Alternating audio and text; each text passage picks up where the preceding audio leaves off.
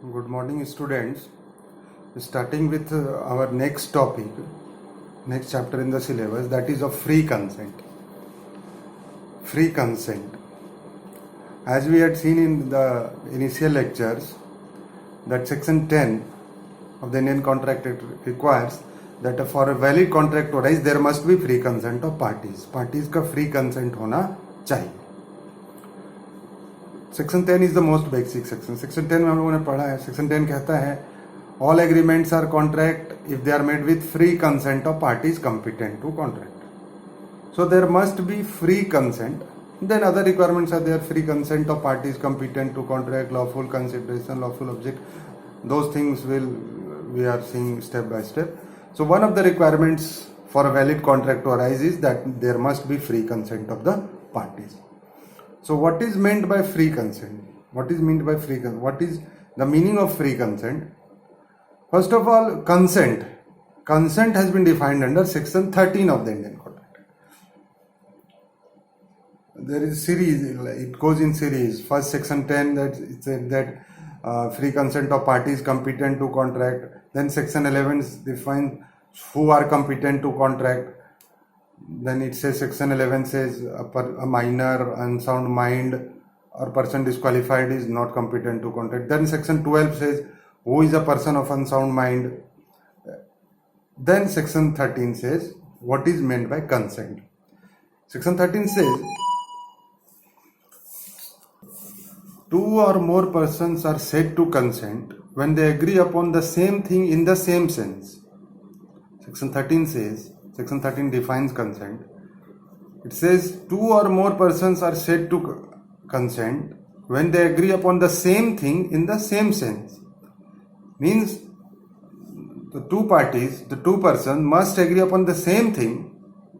एक ही चीज पे कंसेंट होना चाहिए और सेम सेंस में भी होना चाहिए. जो आप समझ रहे हैं वही मैं समझ रहा हूं, मैं जो समझ रहा हूं आप वही समझ रहे हैं. That is called consensus ad idem. Consensus ad idem. We'll discuss while discussing the law relating to mistake. So section 13 defines consent, but again this consent is not sufficient. Consent होना काफी नहीं है एक कॉन्ट्रैक्ट अराइज होने के लिए. Consent is not sufficient. Consent should be free also. Consent free होना चाहिए.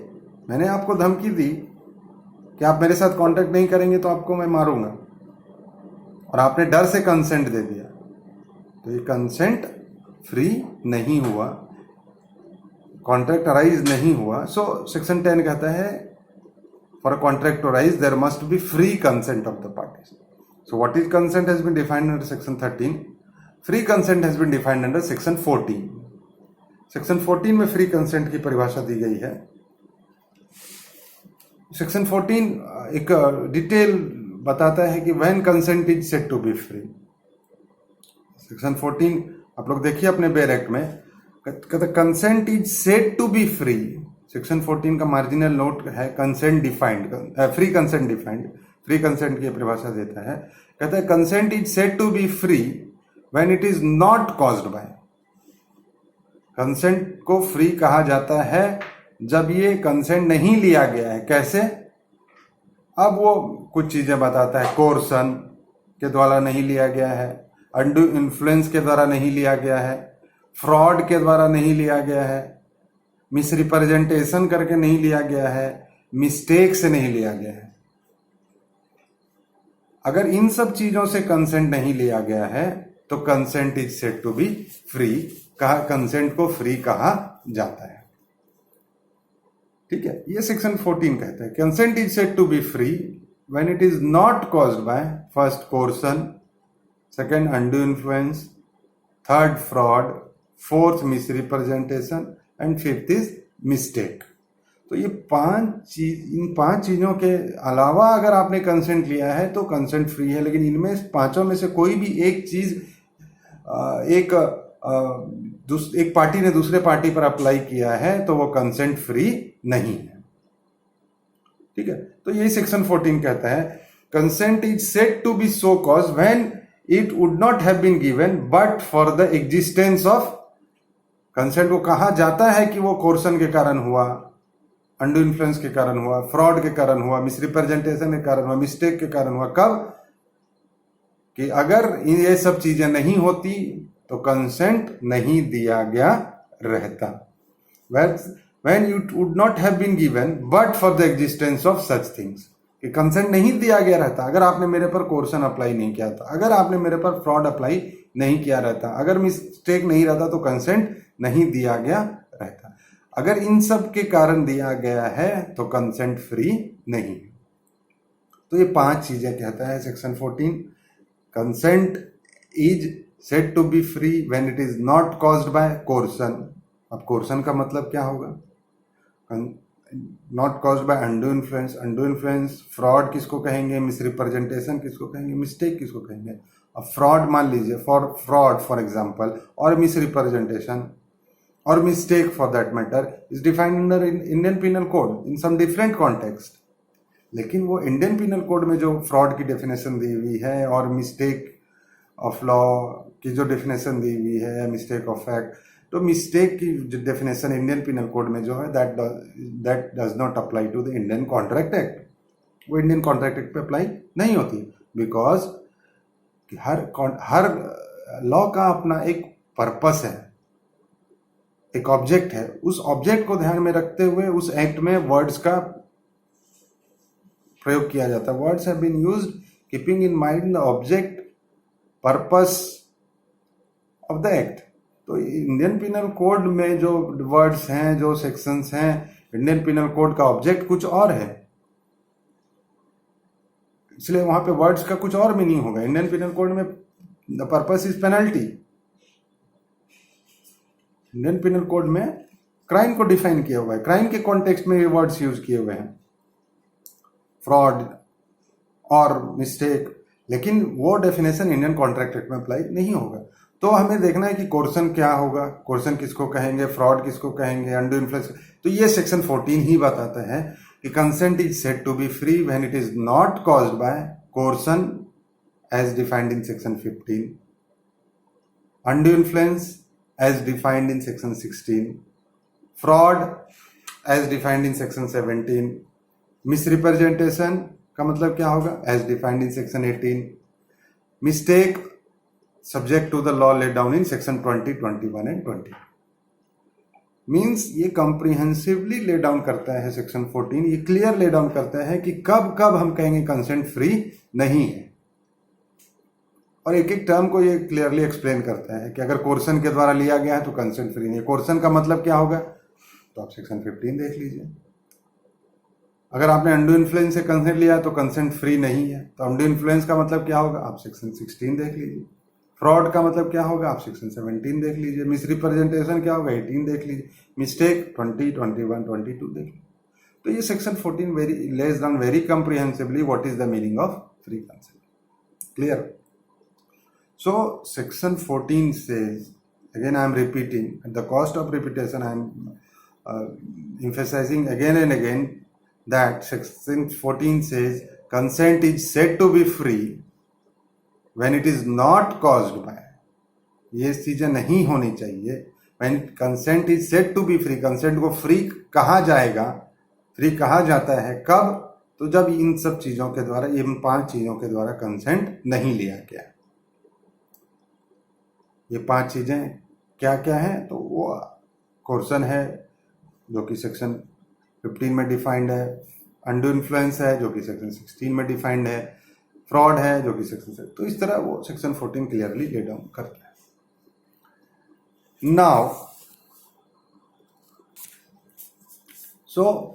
अब नाउ द क्वेश्चन अराइजेज कि if the consent is not free, so what will be it's consequence? इसका परिणाम क्या होगा? कि अगर कोर्सन अप्लाई किया गया है, अंडू इन्फ्लुएंस है, फ्रॉड है, मिसरिप्रेजेंटेशन है, तो what will be it's consequence?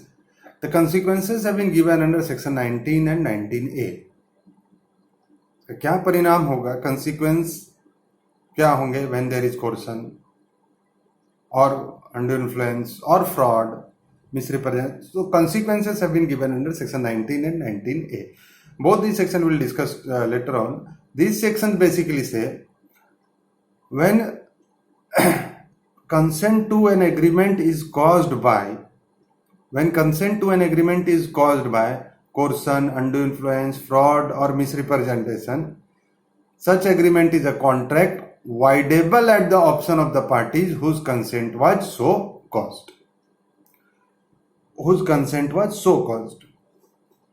अब ये देखिए सेक्शन 1990 ने क्या कहता है कि if consent to an agreement, consent लिया गया कैसे, कोर्सन के द्वारा, अनडू इन्फ्लुएंस के द्वारा, फ्रॉड के द्वारा या मिसरिप्रेजेंटेशन के द्वारा, ये मिस्टेक की बात नहीं की गई, मिस्टेक के लिए अलग लॉ है सेक्शन 20, 21, 22, यहाँ पे इन चार चीजों की बात की गई है सेक्शन 19 और 19A में. If the consent to an agreement is caused by coercion, undue influence, fraud और misrepresentation, then such agreement is a contract voidable at the option of the party whose consent was so caused. ये contract क्या होगा? Voidable contract होगा.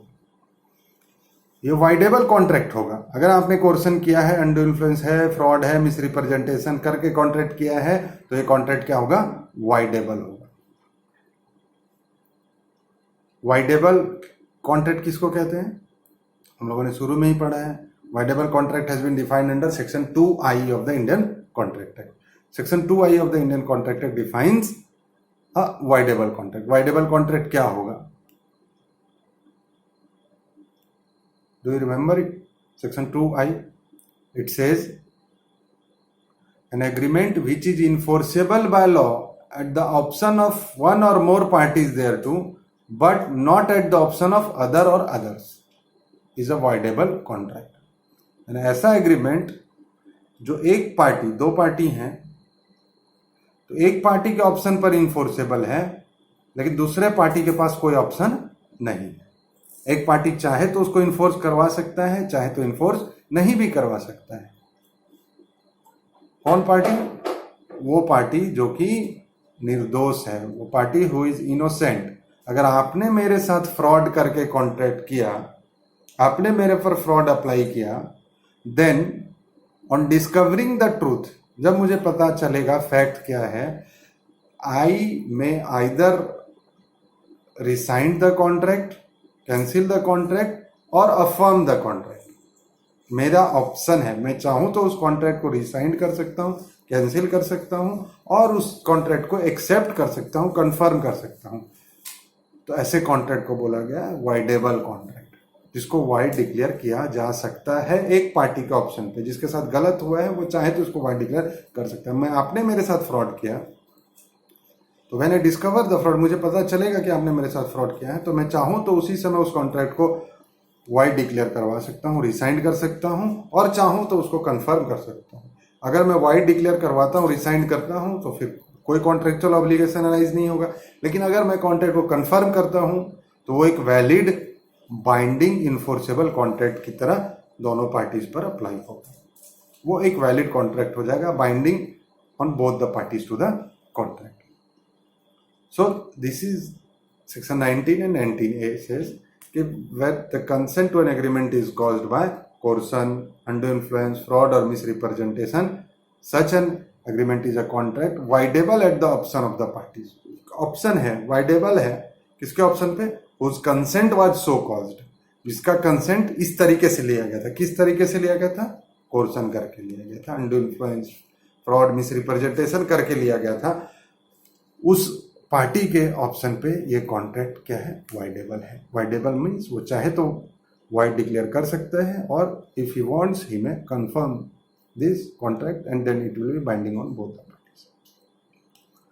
Now we will discuss one by one. सबको हम one by one पढ़ेंगे. कोर्सन का मतलब क्या है, अनडू इन्फ्लुएंस का मतलब क्या है, फ्रॉड का मतलब क्या है, मिसरिप्रेजेंटेशन का मतलब क्या है और मिस्टेक का मतलब क्या है. तो जो कि हम लोगों ने सेक्शन 14 में पढ़ा कि फ्री कंसेंट होने के लिए क्या होना चाहिए? Consent should not have been caused by coercion. Coercion का मतलब क्या है? It says as defined in section 15. So now coming to different factors which we see at the consent. Factors which we see at the consent are coercion, undue influence, fraud, misrepresentation and mistake. So we will discuss them one by one in detail, very detail. What is meant by coercion? We will see section 15 in detail and case law relating to it. Then what is meant by undue influence? Section 16, difference between coercion and undue influence we will see. Then we will see fraud, what is meant by fraud for the purpose of Indian Contract Act under section 17, and difference with misrepresentation as defined in section 18. And then we will come to mistake, law relating to mistake laid down in section 20, 21 and 20. So this is enough for this class, and the next class we will start with coercion. We will start with coercion under section 15, then we will come to undue influence under section 16. So be ready for the in the next class for the definition of coercion under section 15. Thank you.